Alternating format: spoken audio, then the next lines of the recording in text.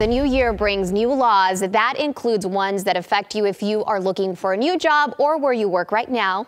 And here to discuss is Brian Kabateck, chairman of the board at Loyola Law School. And Brian, first of all, thank you for joining us. My pleasure. This is interesting. So if people are applying for a job now, there are certain things that prospective employers cannot ask them as of this year. What are they? There's two important changes to the law this year that affect both employees and employers.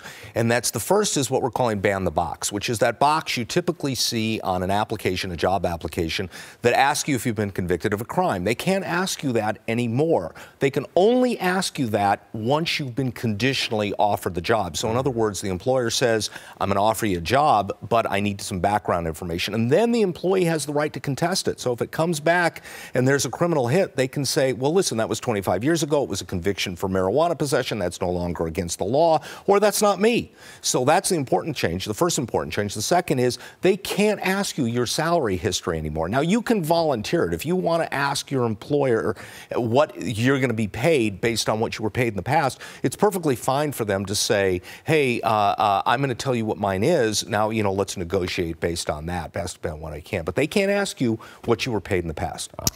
And how about with immigration enforcement? What changes are we going to see this year, and how do you marry all of that with federal law in the workplace? Well, what California has done is California has definitely said we're going to be ground zero for the resistance. So in California, they've passed a law now that as an employer, you can't voluntarily let the federal government come into your workplace to inspect your records, to go talk to your employees. It mandates that an employer can no longer just simply voluntarily let them come in. They've got to get a warrant, or they've got to get a search warrant or a subpoena or something like that. And then the employer has to tell the employee within 72 hours, your employment records are being subpoenaed by the federal government. So it's a direct attempt to stop the Trump administration and stop the federal government from taking some sort of an action with respect to their employees. Okay. So lack of a better term, this post-Weinstein era where there's so much attention on sexual harassment, what are the laws when it comes to making sure employees have the proper training? And what do you see in the future when it comes to legislatively dealing with this, highly divisive issue? Okay, so actually, because these laws are enacted by the legislature in the summer, so before the Weinstein thing hit, before #MeToo came to be, the legislature already saw that there was a problem here with sexual harassment. And now if an employer has at least 50 employees, they have to have training in place for all supervisors on sexual harassment, and it has to be repeated every 2 years if that person stays with them.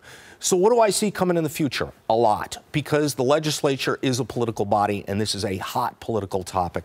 You're going to see laws coming down that are going to make it easier for employees to bring sexual harassment lawsuits. You're also going to probably see laws that are going to say it's not proper to put sexual harassment cases into forced binding arbitration outside the view of the public. And finally, you're probably going to see a ban on secret settlements of sexual harassment cases, because potential predators, like Harvey Weinstein is alleged to be, are not going to be able to cover it up any longer with settlements and keeping that outside the light of the public. And we're learning so much about that. Ryan, thank you so much for joining us today. My pleasure. A wealth of information. And to learn more about his firm, go to kbklawyers.com. Again, thank you very much. My pleasure. Thank you.